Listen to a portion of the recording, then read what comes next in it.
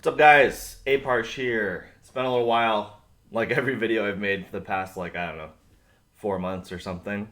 So let's do some updates about stuff. I'm buying a new car, 100%. So let's just talk about that right away. Um, Gonna be buying an Evo. I've talked about that before on this channel that I wanted to buy an Evo. I wasn't quite ready to buy one yet financially at the time, but I am now. I was going to sell my Z4M Coupe, the Project Hail Damage car. If you haven't seen that, you can go look at my other videos, and I've got a whole bunch of videos about that car. But I think I'm going to keep it now. It's still for sale publicly, but that doesn't mean I have to say I'm going to sell it if someone says they want to buy it. Well, maybe I'll change my mind if they're ready to buy it, but I've started working with someone. We're going to be replacing all the hail damage panels with just non-damage panels, and then I'm just going to have them all painted. So I also fixed the overheating. It was overheating because the fan wasn't spinning, and I just fixed that. So I'm starting to kind of get that vibe, like, you know what, maybe I do want to drive this car a little bit more before I sell it, or maybe I want to keep it for a really long time. So anyway, renewed interest in it. I'm going to keep working on it again. Excuse me. And so let's talk about the Evo. I want to specifically get a 2006 Evo 9 MR 6-speed manual. Very specific, I guess, but I know what I want.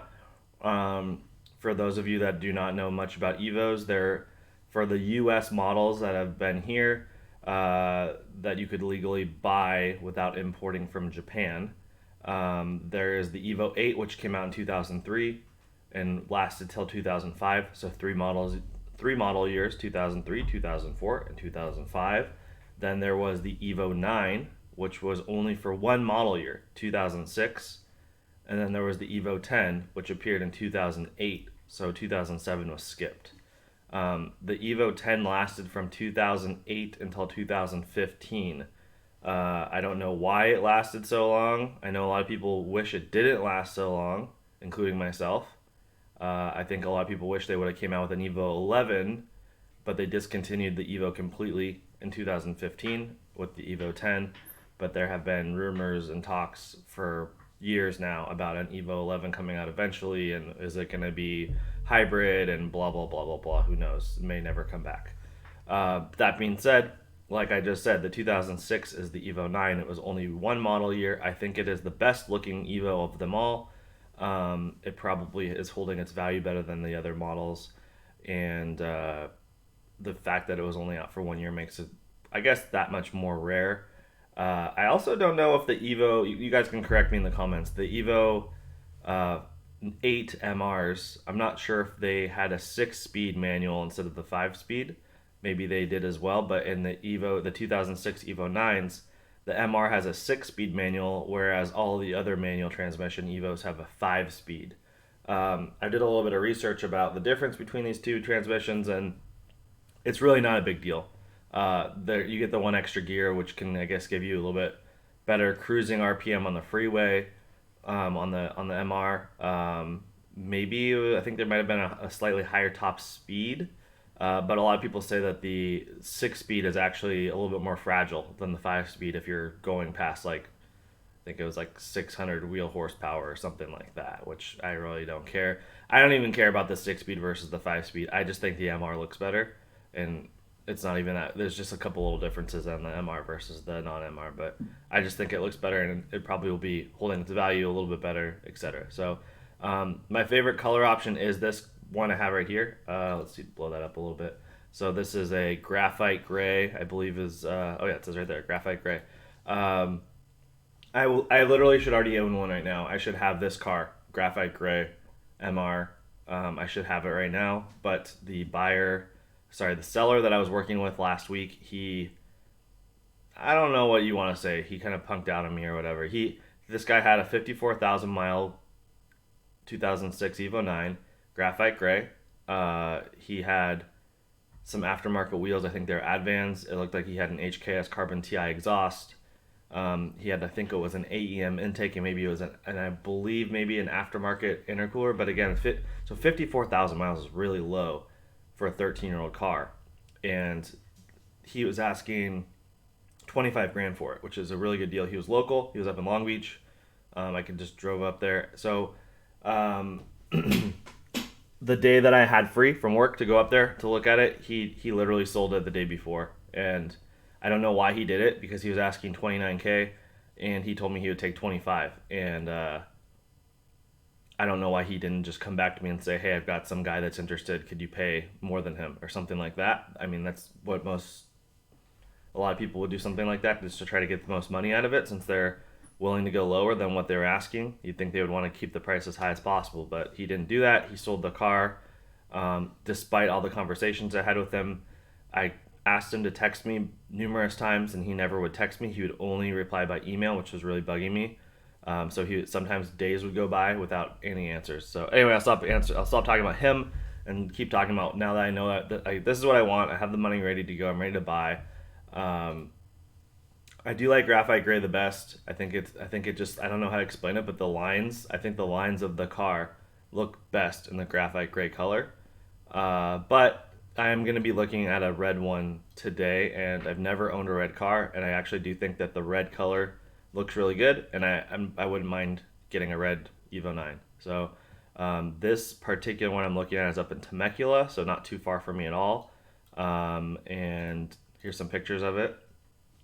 So he does have some aftermarket stuff. Most notably, he has Volk, I believe they're CE28 special editions or something. He has it somewhere in this listing. CE28 Time Attack editions. These are really nice rims, wheels, rims, whatever you want to call them. Super, super nice. Pretty expensive, and I do like how they look, and with the color. You know, they have the red circle ring on the outside. They have their black wheels. I just think it looks pretty good with the red car. He has a Gretty exhaust, and he has it tuned. I think it was around 450 horsepower on E85, and I conveniently have an E85 fuel station right down the street from my house, right down the street from my work, so that wouldn't be a problem. And so overall, I actually think this car looks really good, despite I usually don't like red cars. And as I mentioned, I've never owned one. Looks like there's a little damage on the front bumper there. So he has 91,000 miles. He has not done the 90,000 mile tune-up, it says. And there are other MRs with lower miles going for 25 or less. So there's like a... this one, actually, this isn't an MR, but this one has 35,000 miles. The guy's asking 29 without negotiations yet. And then this MR we just looked at has 68,000 miles at 32. That's a little bit high. But there are some other cars in here that are, you know, priced better than what this guy in Temecula is asking. I would kind of assume that 23 might be the fair price. Where he'll say no is going to be because of his mods. So he does have all these mods, you know, full exhaust system. He has front mount intercooler. He has a Gretty front mount. He has coilovers. He has those really expensive wheels. I guess he actually upgraded the brakes. I don't know if that's he's listing Brembo GT 4-piston front brake kit. I don't know if those are just the stock brakes and he's acting like they're aftermarket. Oh, and he has cams and he has the tune. So he has a lot of stuff on this car. So that's, a lot of people know that you never get your money back from your mods, and some people are stuck in the belief that they will get their money back. So I think that this is a $23,000 car, but that's a large gap from what he's asking at 29. So we'll see how it goes. But then there's also that damage on the front lip. So I think he really needs to come down to earth with it between his miles. Anyway, I'll stop talking about his car. So I don't know. I'll just tell you some of how I've been looking for cars. I really love looking at cars, like shopping for them. So Auto Trader, most people know about Auto Trader. Auto Tempest is another really great source. So I've been looking at Evo 9s here on Auto Trader as well. Like here's an MR with 80,000 miles, so less mileage, and he's asking like 24 without negotiating. And so, as I mentioned, this other guy might be a little high. I look on IAAI for wrecked or non-wrecked cars. I look on Copart. I look on Craigslist. Here's a really flashy looking one that's super modded. And let's see, I guess I look on eBay. Some of these places pull things from eBay, etc. though, so it's like sometimes you're looking at the same cars in multiple places. But one car I just want to show you guys that is kind of interesting is this guy right here. So this guy has 16,000 miles on his 2006 Evo 9 MR, graphite color, the color that I do like. He has, I guess, an extensive list of modifications done to it. I think he said he spent $50,000 on mods. It's a show car. Blah, blah, blah, blah, blah. Here's like a list of stuff, right? He's asking 50 grand. I texted him. I said, I'll give you 30. He said, basically, go away. I don't know why he thinks he's going to get $50,000 for his car. I think he's just living in outer space. Like, it's just the crazy. I think it's a great looking Evo. I would love to buy that Evo. I really would. But $50,000. I mean, come on, man. He's in outer space. I mean, maybe 32, but 50. No, thank you. Anyway, so that's what I want. That's the car I'm going to buy. When I buy it, there's another thing. I don't need to have it right this second. It's going to be my fourth car or something like that. So I definitely don't need it, but I want it. So I'm going to be a little bit patient. If this red one checks out, if he gives me the right price, then I'll buy it. If not, no big deal. I'll keep looking. And then, so a couple other things I want to talk about here while I'm here. Let's talk about the big C8 Supra. The C8 versus the Supra, you know? It's kind of like the big thing right now, I feel like, because the Supras are getting, people are saying $20,000 or $30,000 over sticker. Stradvan said he paid 10. TJ Hunt said he paid 0 over because he was able to leverage his reputation and stuff like that as an advertising tool to get a better deal. Good job, TJ, by the way, for doing that. So the Supras are going for that much over. The C8s, the rumor on the street is that as of the beginning of last week, the first allocation slots were about to sell out, meaning January slots were going to be gone. So you could still continue your pre-order, but your slots will start going into May, I think, is what the next slots were. I was pretty tempted to just throw down the deposit and try to get one, but then I started thinking, okay, I'm buying an Evo. I have my Z4M Coupe. I have my GT3 RS. Like, it's just too many cars. I only have one garage spot, basically. I have one spot inside of my warehouse garage, but I prefer not to park. I prefer to work on cars in that spot, not park them there. So it's just like a lot of cars, and then it's a little bit redundant with the GT3 RS being that they're both like, well, the GT3 RS is rear engine. The C8 is mid engine. They're pretty much the same thing though. The engine's in the back, so they're both naturally aspirated. They're both rear wheel drive. They're both 2-seat, 2-door cars. So they're kind of just really redundant. Just the big difference is that the Corvette only costs 60 grand or more with the upgrades, and the GT3S is an insane amount of money, and you have to be worried about putting miles on it and stuff. Whereas the C8, you could just drive it as much as you want. And that's what sucks about the GT3S is, I have 2,000 miles on it already, and that's too many, supposedly, quote unquote. And I don't make enough money to not care, so I have to care, and that's why I would like to get an Evo, start putting some miles on the Evo. So anyway, the C8, that's a nice thing about the C8 and the Supra, both cars. You can put miles on them and it doesn't matter. And I'm getting a little bit off track, so what I'm really talking about, I apologize, guys. I'll go back on track here. The C8 versus the Supra. They're kind of both, they're really different, and it's just kind of, I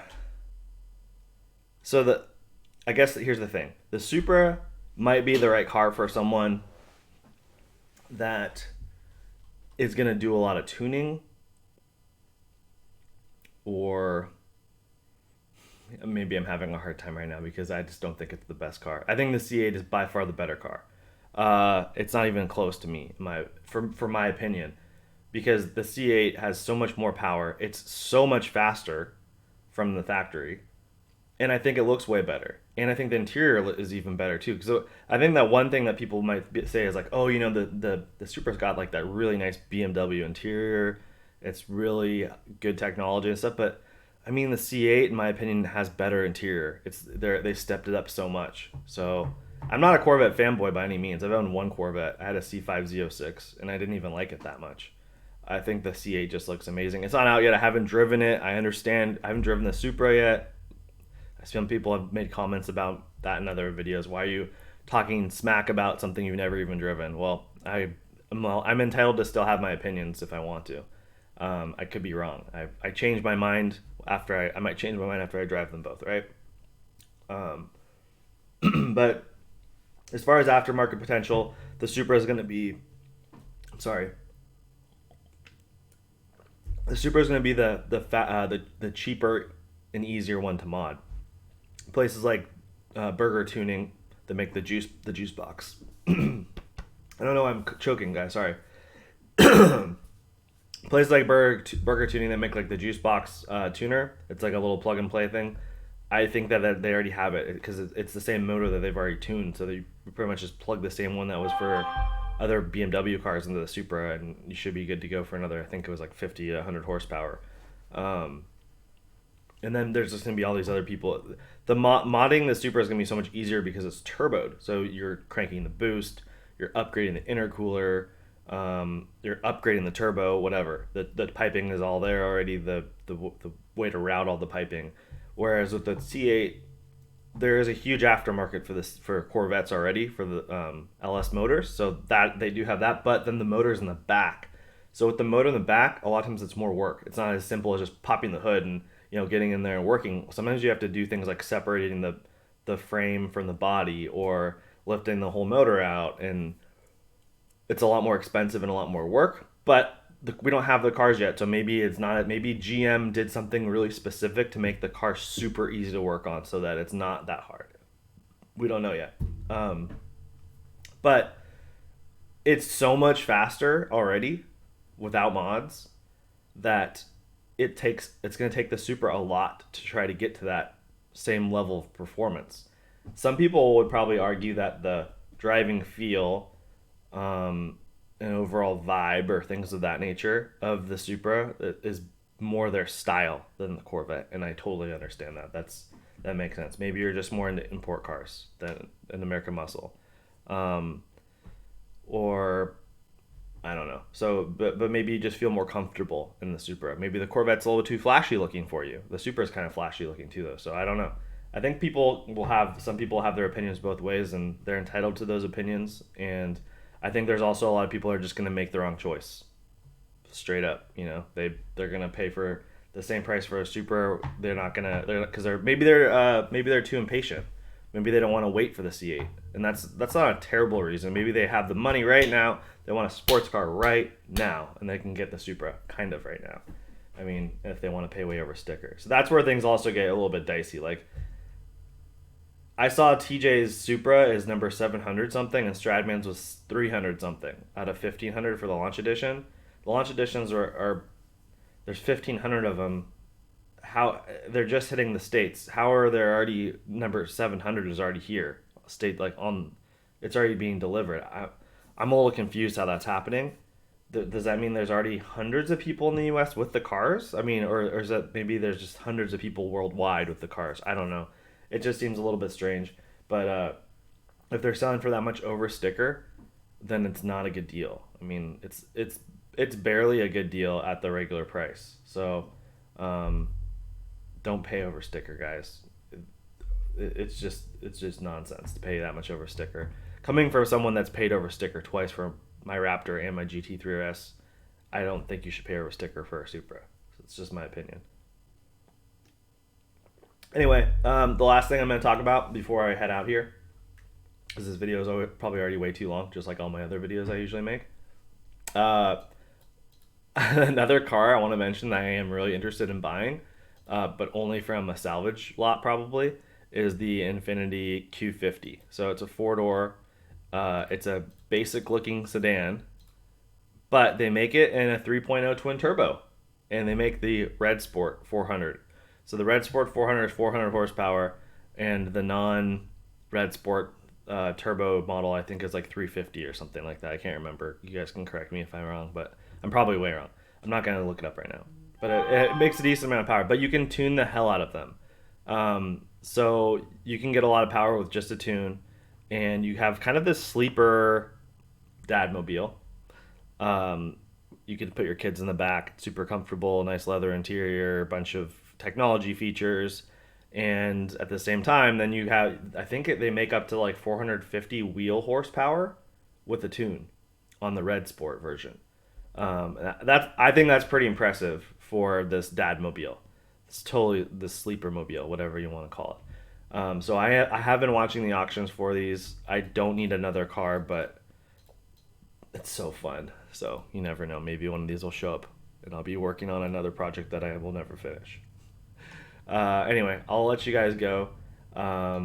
This video is dedicated to someone, I forgot his name, that DM'd me on Instagram, and he basically said, I don't even remember the words, but it was like in a very negative way, like, what's going on? Why aren't you making videos anymore? Like, it was just like, what the hell is wrong with you?